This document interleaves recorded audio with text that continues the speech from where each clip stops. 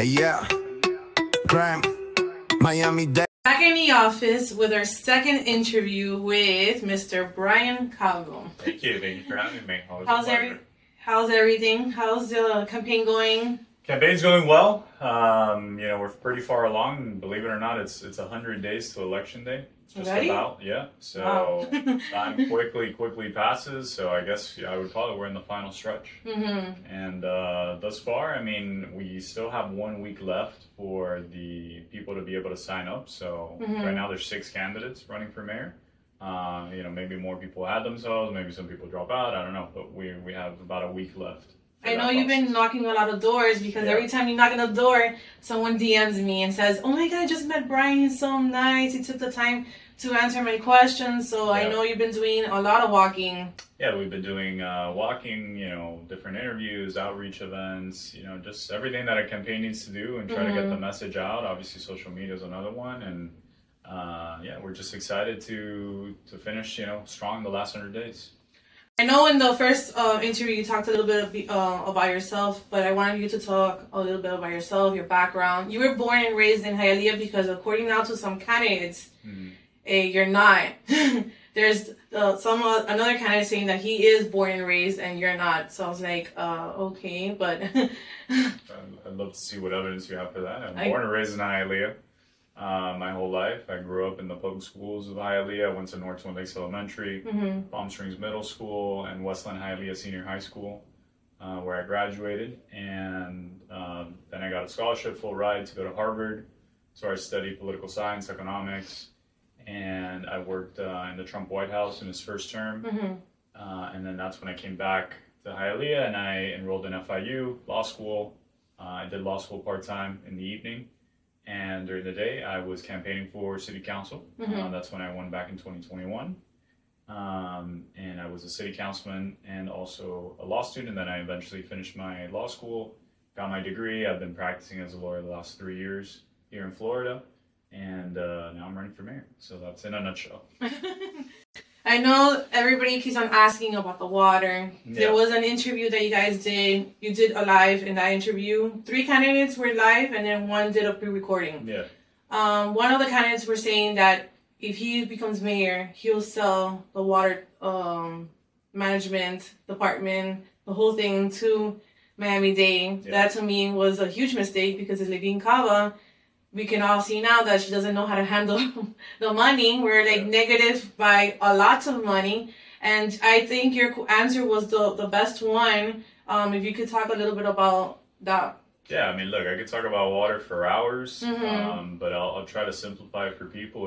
There's a lot of reasons why the water in Hialeah is the most expensive, or one of the most expensive in Miami-Dade County. I mean, we're ranked as number 3 out of 39 cities. And more expensive, obviously, than unincorporated Dade. So the answer that you're going to hear a lot in the campaign from politicians is they're going to tell you, oh, it's the county's fault. It's the county's fault. The county raises our prices, so then in turn we raise the price on the consumer. And we're just in the middle. And that's why you kind of heard that idea from another candidate saying, hey, I'm going to give the water plant, give the water department to the county, get out and not be the middleman anymore. And that's what's going to provide relief. Funny thing is I'm the one who proposed that 3 years ago and everybody was against that. And the reason you had that proposal to sell it to Miami-Dade? Yes, it was one of a list of 10 proposals that I brought up years ago when I first started in the council. And it's an option that was explored. Actually, there was a meeting that was had with the water department in Miami-Dade. There was already an analysis done. And basically the result of the analysis was this isn't really going to benefit people in Hialeah, right? All this work was already done. So we see that the county's a disaster right now. Yeah. I mean, $400 million deficit. You obviously have a mayor there that doesn't know, how to fix that issue. And, how can you say that a department right now in Hialeah, we owe $45 million to the county, okay, in water that hasn't been paid to them. We owe $42 million for the water plant in bonds. So we have a debt just in the water department of almost $90 million. How do you sell something that owes $90 million? How do you give that to the county? Right. You have to when they already have a $400 million deficit. Yeah. They don't want that department at the end of the day. The math doesn't work. It doesn't work. It sounds good maybe in an interview when people don't really understand the issue, but it's not a valid solution. And by the way, the moment, let's just say hypothetically, those debts were extinguished, we were able to give it to the county. All right, so now the county is in full control. And so if the county wants to raise the prices next year on Hialeah residents, we have no authority because we just gave away that department. Something similar already happened with our trash department. So solid waste in Hialeah used to be run by the city. There was a decision made years ago to get out of the trash business. And what we ended up doing is we privatized trash. Now what we do is, instead of the city picking up your trash, we give a contract out to a trash company. They come in and they do the service. What happens? When there's a complaint by a resident, hey, my trash didn't get picked up. Right. What do? They don't call the company. They call City Hall. Hey, my trash didn't get picked up. And as the city, the response is, well, we don't pick up your trash. It's some company. You got to call the company, right? You got to report it to them. And the company at the end of the day is just there to make money. I mean, they have their contract. They get paid on the contract, and that's it. And so a similar situation is going to happen if you do give up water. Because right now, you have at least it's not a good working customer service department, but you have a customer service department in the city that, if you have a problem, you would go there. If we give it to the county, you're going to have people going to downtown every time they want to fix something with their water. So it's not a valid plan. The plan that I've talked about, and this is the path forward, I believe, is, you just have to improve dramatically what you already have. And what it is, it's a lack of leadership. That's what needs to change. How do you do that? Number one, water meters. We have 68,000 water meters in the city. We have 6 employees to read water meters. Right. Years ago, a decade ago, we had over 15, 20 employees to do that same job that now we have 6 people. Okay. It's not that people have gotten more efficient, right? Those workers have gotten more efficient. It's that they simply are not reading the meters. And so what they do is they send you a bill, and it's not based on the water you used. It's an estimate. So that's like comparing, let's say you go to the gas station, and instead of, having a meter counting how many gallons you put in the car, the person working there says, I think that car used 40 gallons. That's a bigger car. Or I think that person used 10 gallons, whatever. And that's kind of, that doesn't work. That doesn't work because then you might have a house where it's only 1 or 2 people living in the house and they get a $300 water bill, right? And then you might have another house with all the efficiencies, whatever, 15 people living there, and it might get the same water bill that the house with the 2 people. Right? Because it's all estimated. So what we need to do is very simple. We just need to read the meters. Right? And how do you do that? Well, you need to hire more people. You can't have 6. You need the 20. And then you also need to start, bringing in the technology aspect, because FPL had the same problem.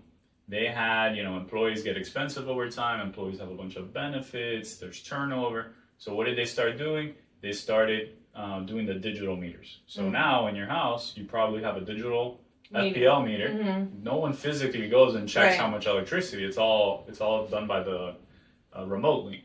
And that's the same thing that can be done with water. The technology already exists. There's a bunch of cities across America that have already transitioned over to automatic. It's called AMI, automatic meters.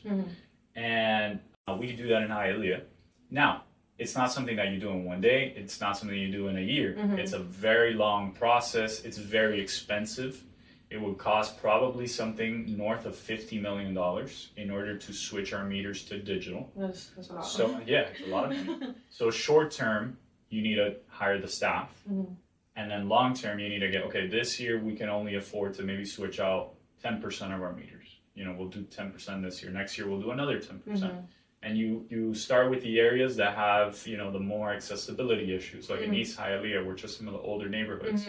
Maybe in the newer parts of Hialeah, where the meters are more accessible, that's where you put the man staff. And little by little, you start getting on a process where, hey, at the end of an 8-year run as mayor, we could say, hey, we completely transitioned over to digital. Now we're never going to have this problem moving forward. Right? So you saw the interview I did with Mayor Jackie about the water. you know how many, well, you don't know, but I got, because of her answer, more than, I think, 100 pictures of the water. Because she was saying that the water, it had no issue. It's not cloudy. It's not yellow. That the water does come a little bit cloudy, but you let it sit for a minute, and you saw it, and it cleared up. It cleared up. Because of that, what she said, I got hundreds of pictures. Yeah. So, obviously, it is coming out cloudy. Is there any way that it could be fixed? Because supposedly now it's not Hialeah, it's Broward. Some people say it's a pipe burst. Other people say it's because of the construction. Other people are saying no, it's been happening for months. She's been lying. So kind of explain this to you. Basically, what we have in Hialeah is we have very old pipes. All right, these pipes are supposed to be replaced every 30 years. Okay, our pipes are 60, 70 years old. Yeah, they even sent me a picture of the pipes. Exactly. What you're supposed to do, again, is a capital improvement project. You don't fix every pipe every year, but you say, okay, this year we're going to replace this neighborhood. This year we're going to replace this other neighborhood. Many of our pipes are asbestos lined. You know, asbestos is a cancer-causing product. You have a lot of pipes that are lead-based. You know, these are old ways of construction. Like in any home, you replace these now. You have, you know, PEC, and you have other products that are, you know, rust-proof. But what you're seeing with this water quality issue is that you have neighborhoods that literally, I mean, you when they replace these pipes eventually, they take them out of the ground. You see that it's all full of holes. You know, you see the rust all the way through the pipe. Yeah, I've seen pictures like that. You see that a 2-inch pipe might only have, you know, maybe a half-inch of clearance for the water to go through. What are some of the early signs that you're being impacted by these old pipes? The first sign is low pressure, right? Especially during peak hours, between the hours of 5 p.m. and 7 p.m. when people are getting home from work, they're cooking, they're, you know, putting laundry in, they're taking a shower. It starts with low pressure, and then as time progresses and the problem isn't remedied, then you start seeing the rust, you start seeing that yellow water, you start seeing, you know, all these chemicals that are penetrating into the water. And by the way, the only way to fix this is going in, digging out the old pipe and fixing the pipes. We have in Hialeah, believe this or not, 150 valves, okay, main water valves that are inoperative, and the city knows about it, okay? What are these valves for?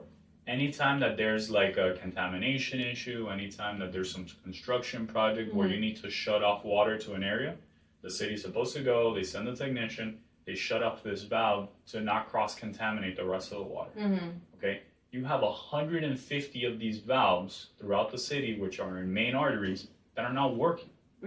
Right? So when you have these construction projects, you have all these issues, we're not able to, you know, kind of block out the area and prevent the problem from going elsewhere. You know? So it's ridiculous. We don't have a plan to fix these valves, right?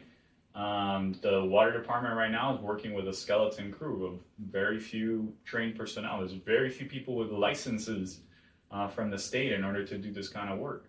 So that water department, quite frankly, it's a disaster. It's a disaster. It is the #1 problem that we have. I even heard that they close in lunchtime, like from 11:30 to like 1. There's no customer service. So people didn't know that. People have gone in their lunchtime at work to go talk to a customer service, but it's closed. Are you willing to fix that? Absolutely. We have to completely change the customer service of that department. We need more people. We need better service. We need to change a lot of the processes that they do is by paper.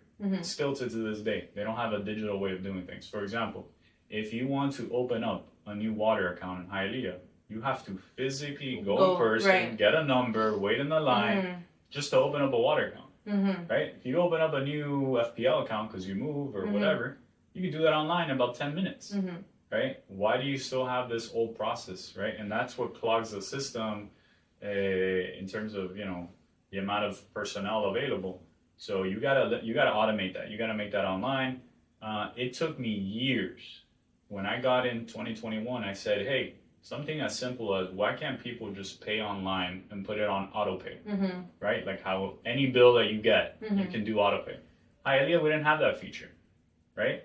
And what ends up happening, people forget to pay their bill, whatever, so then their water gets shut off, or they incur like a fine for not paying their water on time. So I'm like, let's just set up auto pay. Yeah. Right? It took 3 years, okay, for the administration to do something as simple as auto pay. You know? Another thing, we don't have paperless billing. Any company out there in the world has paperless billing. We mail the bill. Even if you pay digitally, you still get a paper bill. Okay? So here's the question. Like, how much money do you spend on mailing, printing, postage, somebody putting all that together? Yeah. Right? I mean, we're talking about 68,000 water accounts. It's not like pennies. It's a real savings that we could have. And in any income, like, you know, your phone bill, whatever, if you switch to paperless, they give you a discount. They give you a $5, maybe $10, right? You know, it's not a ton of money, but for some people, that are living on, you know, paycheck to paycheck, it could help. Right. And it would save us the money of having to put together the bill and all that. So I said, why don't we just do paperless, give the credit, and call it a day, you know? And basically, they spent like a year thinking about that, and then they said, yeah, we're not going to do it. Like, so these are the things that as mayor, you know, for me, it's not about getting in there and trying to figure out what to do. I already have all the list of things that we want to do for that department. It's just a matter of getting in there and doing it. Right. You know? A lot of people were questioning me because, like, we've been talking to a lot of candidates in Hialeah, and I've been doing a lot of reporting in Hialeah. So a lot of the residents have been contacting me and wanted to ask you questions. They wanted to know, why did you leave as a councilman to become a tax collector? Why did you leave halfway your term? Yeah. So, kind of step back a second. A lot of people kind of know me because of this 911 issue. Right? Yeah, so that was one of my questions. Yeah. Yeah, that's kind of how it started. So, give you an idea, this is so first year of my term in the city council, you know, I'm focusing on water. So my whole first year is focused on water. I actually convened what we called water workshops, where we brought in experts from the outside the city, and we sat down with the council, with the mayor, and we would get basically explanations on all these issues. That's where I presented all my solutions, and we went one by one and exploring all these things that I just talked to you about. That was my whole first year. At that end of that first year, basically none of the solutions that I proposed were implemented, and none of the solutions were implemented at all, right? So nothing was done for a whole year. During that time, you were also suing Bull? No, I'm going chronologically. So this is my first year. That's what I'm focused on. Okay. So my second year, I said, okay, maybe the water issue is like a sensitive topic. Let me start pushing other things. So I focused my second year largely on something called the CRA, which is a redevelopment thing. Basically, the point is we were able as a city to get money from the county, okay, take it out of the county's budget to create like an area in Hialeah where, you know, the streets are all fixed, the lighting's all done, the sidewalks are all repaired, we have more police, and it kind of creates like a mini area for growth, right? Community growth, community redevelopment, it's called. And I wanted to tap into those county funds. What that was going to do is it was going to bring Hialeah $4 million a year to use in East Hialeah and Southeast Hialeah, which is one of the oldest neighborhoods that we have, has the most issues and of any part of Hialeah. So I spent a whole year working that up. It was going to be a game changer for that area, and basically the mayor shut it down. So that's year 2 again.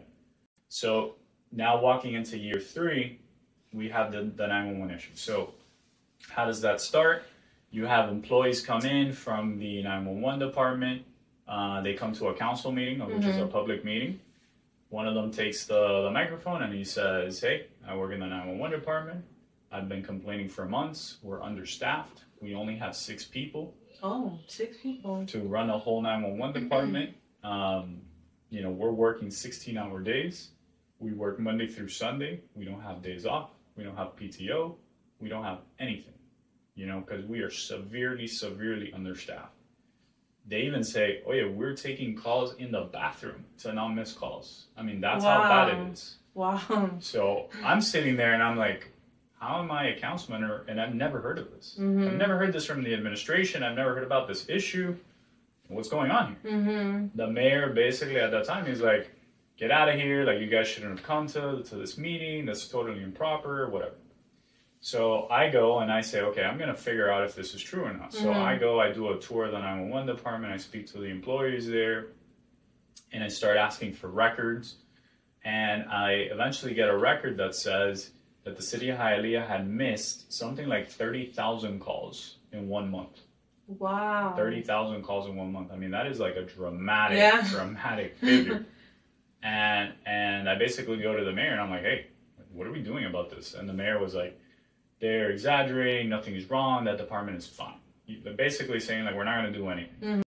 So I go with that information, I go to the press, I go to the council meeting, to my fellow colleagues on the council, and I'm like, hey, look, this is the document I've gotten, this is the official record from the city that was given to me, saying we've missed 30,000 calls. We already know what the employees came here and said.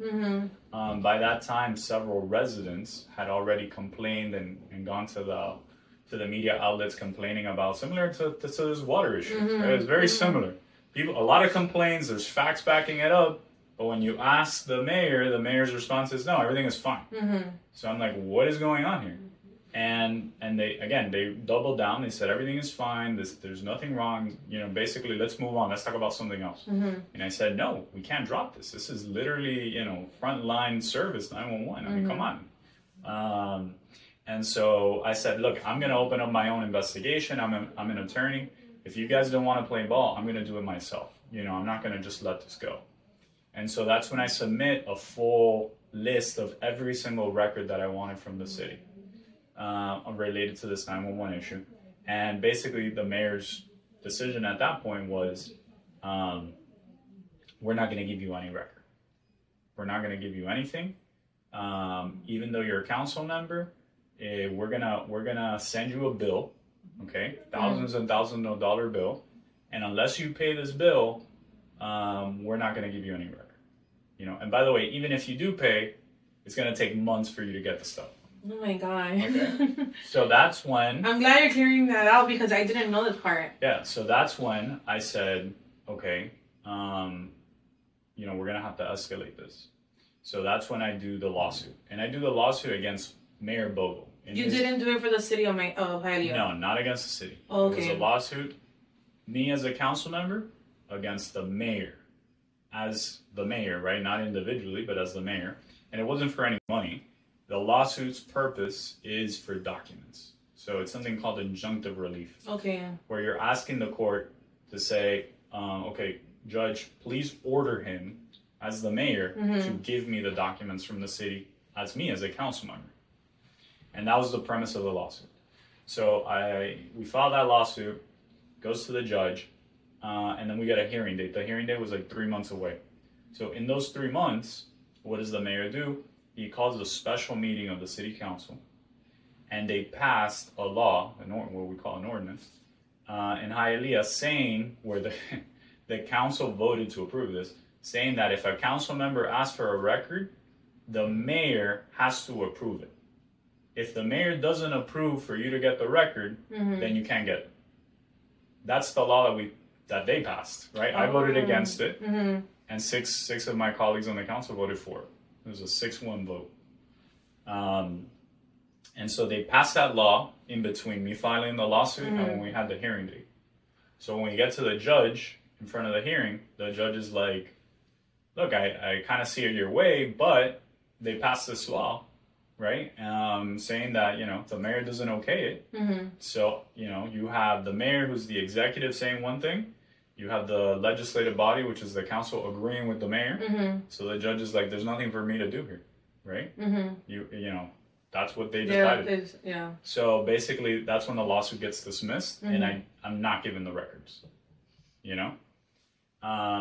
Luckily, the public pressure had been so high at that moment in time that a couple things, tangible things, did occur. Number one, the city was forced to invest in a 911 tower. So this was one of the issues with these missed calls was not only because they had few personnel, but also one of the antennas had issues, one of the 911 antennas. So a new antenna array was installed at a cost of $3 million to the city, but that's, you know, obviously helped the connectivity issue. And then the second thing that happened is, because this was so much in the press and social media and the news, we were getting something like 3 to 5 applications for 911 operators a month, like very, very low, right? We started getting to the point where we were getting almost 1,000 applications on a weekly basis for that department. So the staffing issue was able to get solved because you had such much more applicants, you know? So, you know, as I understand it today, I mean, the department by far is not perfect, but they do have a great number more of employees. I think they're close to 20 employees up from the 6 that they were at, and that tower was replaced. So that issue was sort of able to get solved in a way, you know. But around that time is when I said, okay, this is now my 3rd year in. Remember, my term is 4 years as a council member, so I'm in my 3rd year when this is all kind of happening, and I say, okay, there's an opportunity here because of these constitutional offices that are going up to ballot. I'm not really, because of all the problems that I've had, all the friction with the mayor, I'm not able to get much done in this case, right? Like, yes, I was able to do stuff on the 911, but I already talked to you. I tried doing stuff on the water, couldn't get it done. Tried doing stuff on the development aspect of sidewalks. Yeah, and you didn't have support from the rest of the... I had no support from any other colleagues on the council. And so it was a decision of like, how can I best serve the community? Maybe I can best serve Hialeah and the rest of the community through this new office, right? Through the constitutional, because, you know, there was a lot of issues with the DMVs. I had a lot of good ideas on how we could fix the DMV issue. And obviously taxes was one of my big items as a council member, where I was consistently year after year the only person that voted against raising taxes in our city when I was 6-1, right? 6 of my colleagues voted raise taxes. I was the only one voting against. And then everybody says they're Republican, right? So I said, you know, taxes has been a big issue. This new office of tax collector. I think I could do a lot of good here. So, you know, obviously it was a hard decision, but I made the decision to run for tax collector.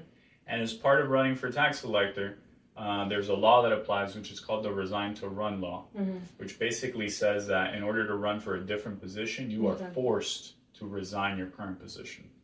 That applies to everybody in Florida except for the governor. So a lot of people remember DeSantis ran for president, but he was the governor. He didn't have to resign because that law didn't apply to him as the governor. But to anybody else under the governor in Florida, any other elected official, if you run for a different position, doesn't matter what that position is, you still have to resign, right? So I had to put in the resignation letter, and I ran, and then it didn't work out, right? So I come up short. I came in like 2,000 votes, 3,000 votes short in the primary, but in Hialeah, which is the place that obviously I represent, I was able to win every single precinct. So we had 43 voting precincts in Hialeah. I won all 43 of them, right? So that was last year. And then after that election, I kind of started thinking, well, like, you know, what's the next step for me? Do I want to continue with my, you know, legal practice? Do I want to get back into politics? And, you know, I was thinking about all the issues that we're having in Hialeah.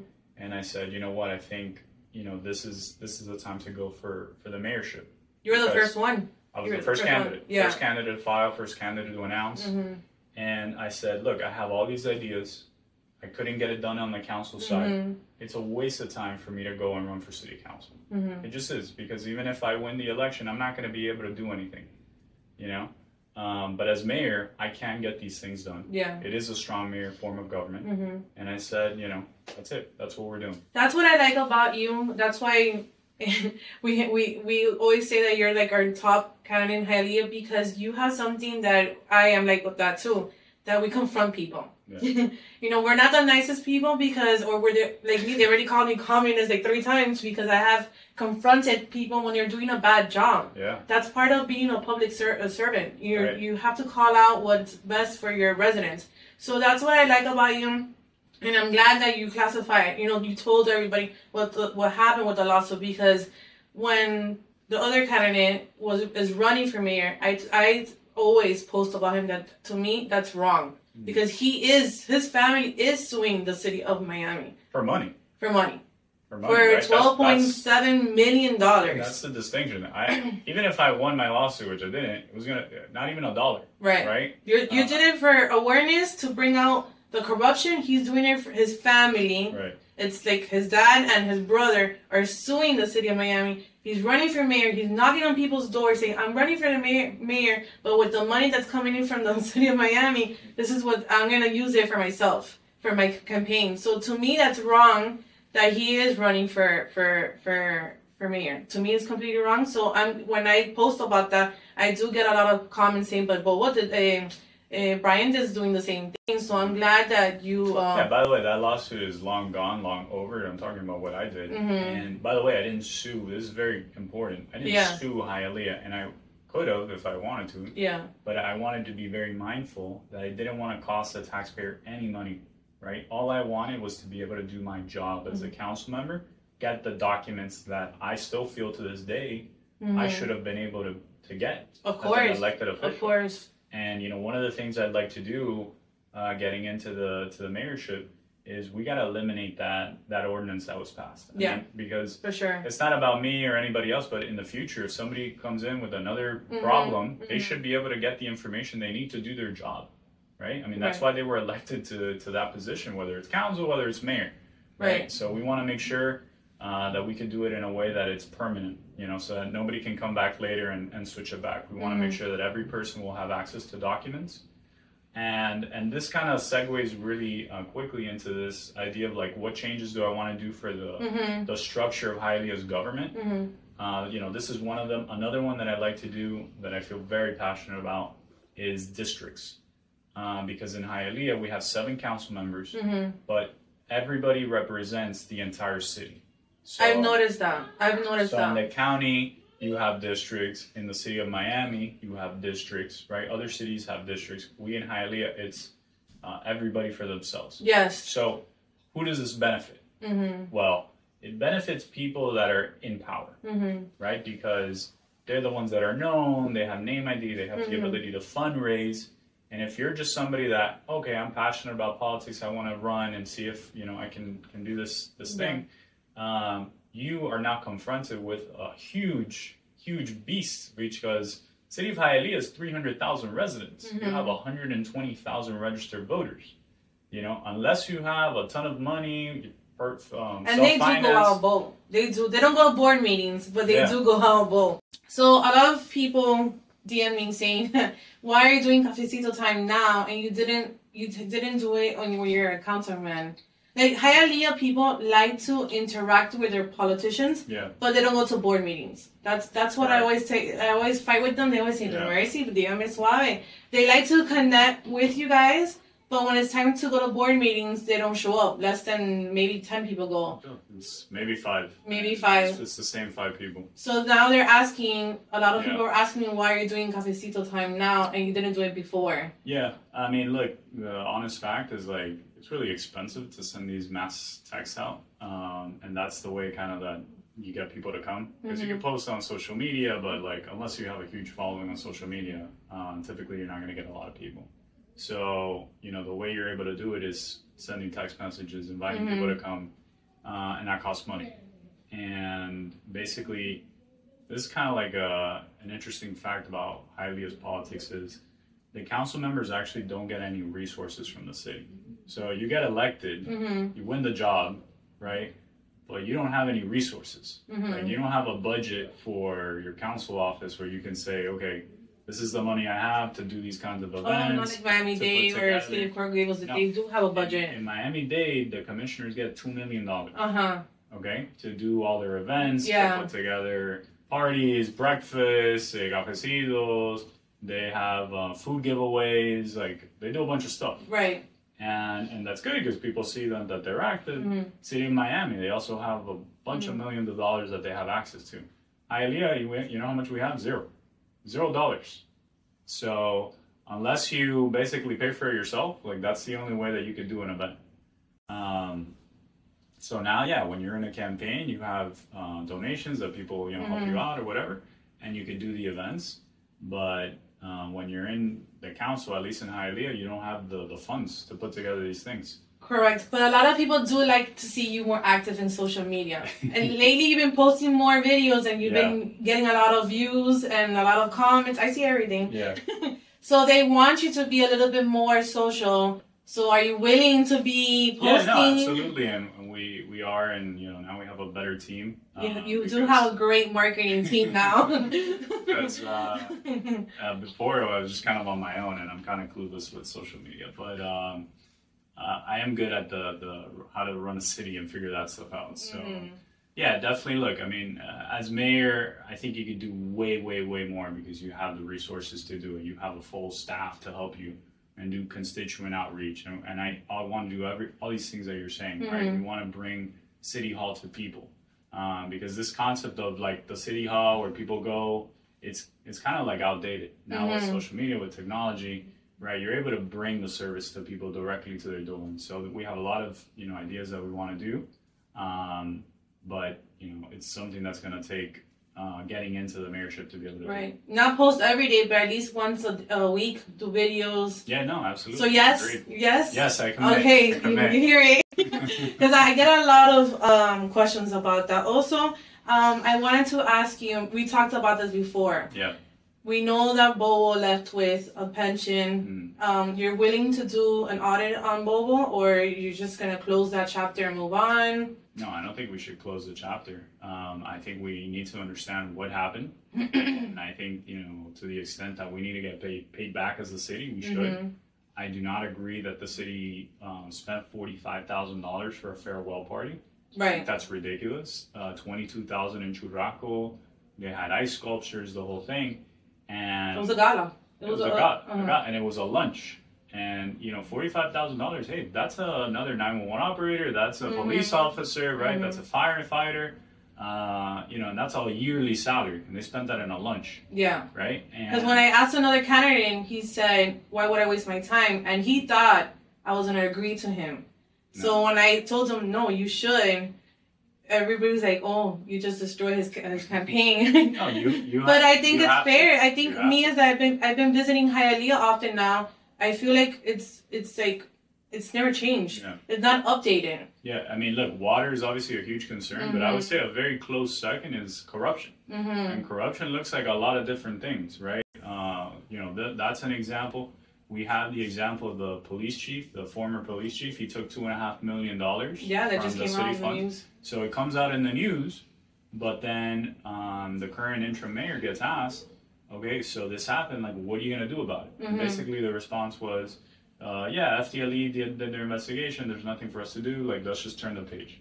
And like, no, that's not true. This guy was the chief of police, he was working in a police department with 200 other police officers, and this happened over years. You're telling me nobody else knew anything? Right. I mean, seriously? That's a big issue. That's a big issue. And we should do a full investigation internally as a city and figure out what went wrong, what procedures do we need to put in place to make sure this doesn't happen again. I mean, the reason you go back is because you want to, number one, bring accountability and transparency, and the people that need to get punished should get punished. Right, I agree. But number two, you need to create the protocols so that moving forward, this doesn't happen again. Because if not, I mean, you're just repeating history over and over again. So we need to learn from those incidents, right? That's how any company works. Correct. Right? Well, look at, I'm a pilot as a hobbyist. Anytime a plane goes down, they don't just say, all right, well, it went down, well, hopefully we'll do better next time. They do a full investigation, and they create procedures moving forward to prevent accidents in the future. And that's why, accident rates have gone down. It's the same thing with corruption, right? That's how when people say, I'm going to eliminate corruption, this is the way you do it. So I have like thousands of questions. We're going to be here until tomorrow. Okay. So I hope you cancel knocking doors. Sorry, people, don't DM me. HOA. We have a huge problem with HOA in Hialeah. Yeah. Are you willing? I know you told me as an attorney, and now you could be as the mayor, you could do an investigation on HOA. Yeah, so I know this issue very well because in my practice as an attorney, I sue associations all the time that have these issues where the people on the board steal the money, or maybe it's the property manager that takes the money, or maybe they have, again, corruption, but it's not city corruption, it's in these entities where the person that's a board member gives a contract to their friend or primo or whatever for millions of dollars for landscaping or asphalt work or the roof, and then that work never gets done and the money's spent. And now with the real impact to people is that they're losing their condos, they're getting foreclosed on, or they can't pay the special assessments. I mean, it's a really, really big problem. And in Hialeah, we have such a high percentage of people that live in condos. Yeah. So again, what I said the first time, which remains to this day, is we want to create a task force within our police department so that if you have a complaint about something that's going on in your HOA or condo, you have a direct point of contact in the police that will investigate these associations, go through the books, go through the bank statements, all the financials, and figure out what's going on. And if there's a crime there, we need to prosecute that crime and we need to prevent it. We've already seen that this has happened in a lot of the associations down south in Kendall. You know, this same stuff is happening in Hialeah. The difference is nobody's investigating it. Right? And that's what we need to change. Another question. If you become mayor, will you be willing to work with ICE? So we signed as a city the ICE agreement, the 287G. Basically, we are forced to work with ICE. And let me tell you, as an attorney, we will follow the law, right? We're not going to skirt the law. We're not a sanctuary city. The law is the law. I'm not a congressman. I'm not the president. I don't get to change immigration law.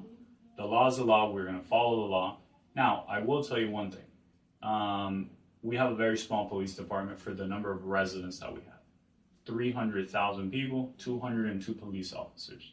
The reality is we'll never be able to do, like, whether it's me or any other mayor that gets elected, we'll never be able to have City of Hialeah police officers doing raids or doing anything like that. They're going to have to continue doing their job, which is, traffic stops, if there's a homicide, investigate a homicide, these financial crimes that we're talking about, right? The kind of like everyday stuff.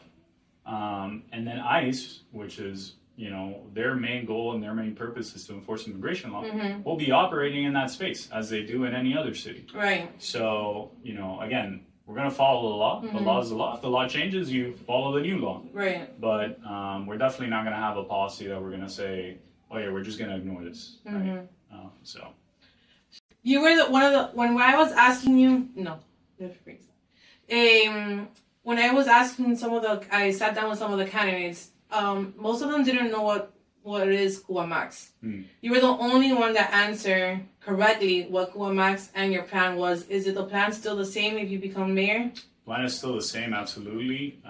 We want to have a dedicated unit to investigate these money laundering activities that are happening in our backyard by the Cuban regime. We saw the other day, ahora para el 11 de julio, we saw the protests on Cuba Max. I mean, it is an open secret, to anyone that Cuba Max is tied to the hip to the Cuban dictatorship. They have, in Cuba, using, state vehicles, state gas, to operate, to do their delivery service. How can you go to Cuba Max, put some money for your family member in Cuba, and within 10, 15 minutes, that money is there. When you supposedly have this Homes Burden Act and all these protocols in place to prevent, the movement of money and these other things. So the only way that happens, like anything that happens in Cuba, is if the Cuban government says that it's okay, right? So they're operating in our backyard. They just opened up a new, since our last interview, they opened up a new location on 49th Street. So, they're increasing. They're expanding, and they're expanding in the city that outside of Cuba is the city with most Cubans in the entire world, not just the United States. So, I think it's completely irresponsible that we let it get this far. And this is something that we want to do like from day one. We want to make sure that we're investigating these companies. We have a lot of authority over them as a city because we issue the building permits to them. We issue the operational licenses, the business licenses. And like any business that is doing illegal activity, we have the authority to shut them down. Right. And so we're going to do everything by the book, but we're going to make sure that, we investigate this company. And if we find the proof that I think everybody knows exists, then yeah, absolutely. We're going to shut them down. We're going to make sure that they're not going to operate, at least in Hialeah. That's our jurisdiction. Yeah. But I would like to see, a collaborative effort maybe with other cities in Dade County. Maybe this is something that we could take all the way to the Miami-Dade County government. You know, it's totally unacceptable that they continue operating. I know. So I do have some questions that people did send me. Yeah. One of them was, I don't know, there's a whole bunch of them. Are you willing to do a full debate with all candidates? So I've been calling for a debate for a couple of weeks already. I want to do a debate. I want to do it with everyone, whether it's the interim mayor, Tundador, whoever else is running. But let's get deep into the issues, right? Let's do it in an organized fashion. And I want to do it now, right? Why do we have to wait until closer to the election? Let's just get it over with. Let's do 2 or 3 debates, right? It shouldn't have to be just one conversation. But I'm pushing for a debate, and I want a debate. Oh, okay. Okay. Second question: what is your vision for your future for the 2 terms? If there's a meeting 8 years in total, what are your top accomplishments that you want to do? Well, we want to definitively fix the water issue. That's number 1. Number 2 is we want to turn Hialeah into like a city of the 21st century, because Hialeah still looks very much like the city when I was growing up as a kid, you know, back in the 90s, right? We want Hialeah to be a place of attraction, that we're open for business, that we have the entertainment, that people can live, work, play in Hialeah, that you don't have to go anywhere else. We are positioned to do so geographically for all the cultural reasons. There's a lot of people that want to invest in Hialeah, but we just need to do it the right way. Right now, the city's kind of stuck in the past. Yeah. So I think if I look back 8 years from now and I say, did I do a good job? And I look back at this interview, I would say, you know, I want Hialeah not to be the butt of the joke, right? Like, oh, you go to Hialeah. No, I want Hialeah to be, oh, you know, Hialeah is the place to be at. So that would be a success story. Wait, are you willing to bring back the warehouse? A lot of the warehouses, they're gone. Yeah. They went more to Medellin. Yeah, absolutely. So we do want to bring that. I actually toured one of our Hialeah factories just yesterday. And we have a very, very exciting plan that we want to bring. I don't want to share it just yet. Because I know other people that start copying your idea, but we want to do something to bring back factories to Hialeah. Absolutely. Nice. Also, who would you like to see sitting there with you as a councilman? So this is interesting. That's a question. Yeah, this is interesting because we're going to have 5 council seats up for grabs this year. That's never happened before in Hialeah's history, right? So the people that get elected now, I mean, it's going to be a totally new council. It's not necessarily the people that were there when I was there, that they were voting to raise the taxes, to raise the water. No, this will be more than likely 5 new people or maybe three new people or whatever it is. So it's a time for change. And what I'm looking for when I'm saying, hey, the people that I want to support in the council, I'm looking for people that have the same vision as me, you know, that want to change in the city, that want something better, that they're just not there to do, you know, to just vote down the line and just do whatever the mayor says. You know, we need independent voices. Some of those people may agree with me on things. Some of those people may disagree, but that's what creates the democracy, right?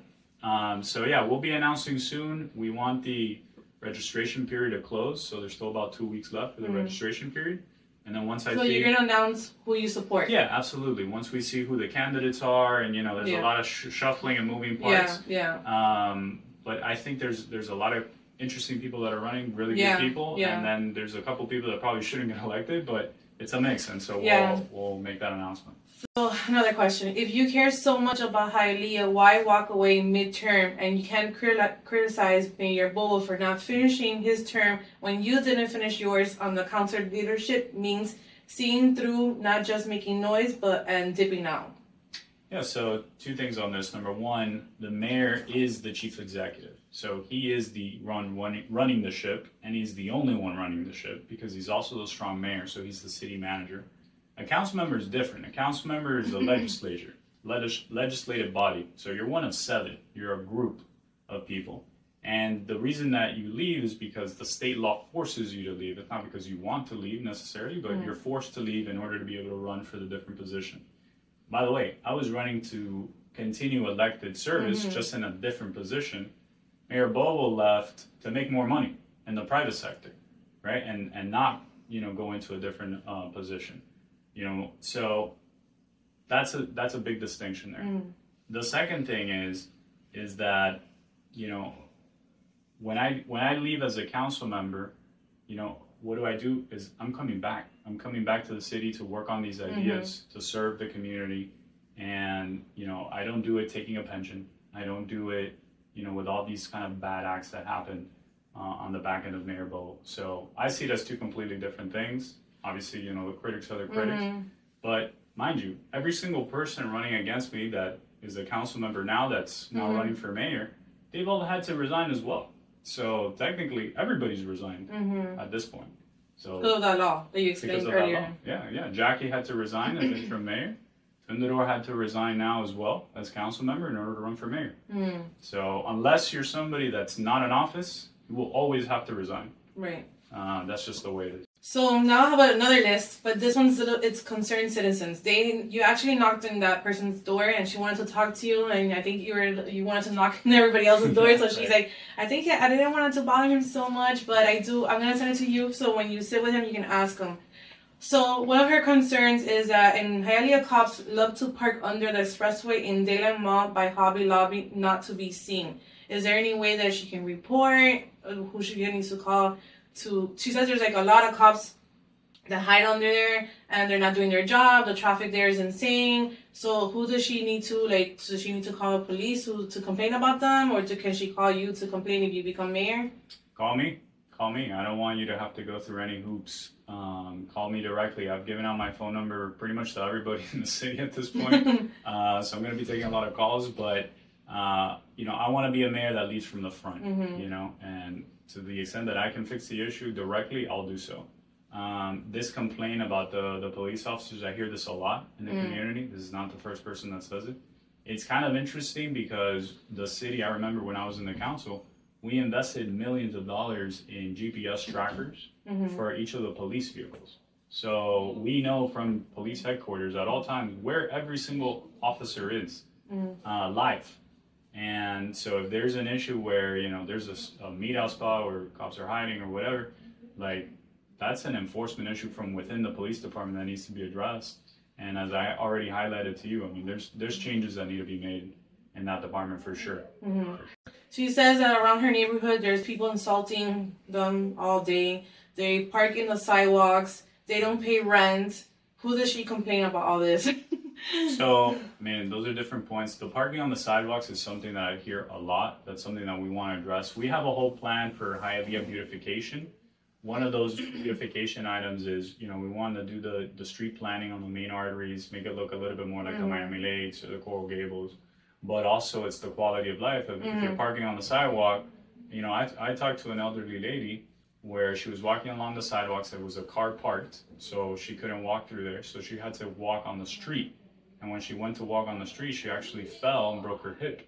Oh. And elderly lady, now she's, you know, basically in a wheelchair because of this issue. So it does affect the quality of life. And back in the day in Hialeah, if you would park in the sidewalk for more than 30 minutes, somebody would come and they would fine you, and you would have to move the car, and it kept, you know, order in the city. You don't have that anymore, and those are the things that we want to bring back to make sure that we have that nice quality of life, because we're paying so much in taxes. We might as well get the quality, right? Yeah. She said the light on West 18th Ave and 16 heading north doesn't have light to make a left on the 6th. It causes accidents and honking all early hours in the morning and afternoon. Who can she call to complain about that?